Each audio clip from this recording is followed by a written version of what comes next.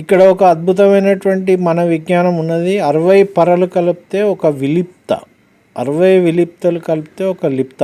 లిప్త అంటే 3/5 సెకండ్లట. 60 లిప్తలు ఒక విగడియ అంటే 25 సెకండ్లు. 60 విగడియలు ఒక గడియ 24 నిమిషాలు.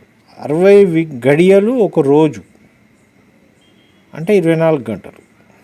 48 నిమిషాలు ఒక ముహూర్తం, 30 ముహూర్తాలు ఒక రోజు, 3 గంటలు ఒక జాము, 8 జాములు ఒక రోజు, 7 రోజులు ఒక వారం, 15 రోజులు ఒక పక్షం, 2 పక్షాలు ఒక నెల, 2 నెలలు ఒక ఋతువు, 3 ఋతువులు ఒక ఆయనం, 2 ఆయనాలు ఒక సంవత్సరం, 12 సంవత్సరాలు ఒక పుష్కరం, 100 సంవత్సరాలు ఒక శతాబ్దం, 1000 సంవత్సరాలు ఒక సహస్రాబ్దం.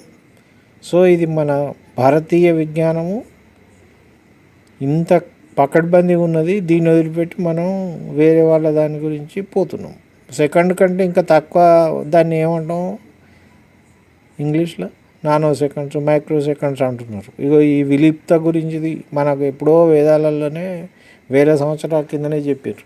మరి దీని సంగతి పట్టించుకోండి ఫస్ట్.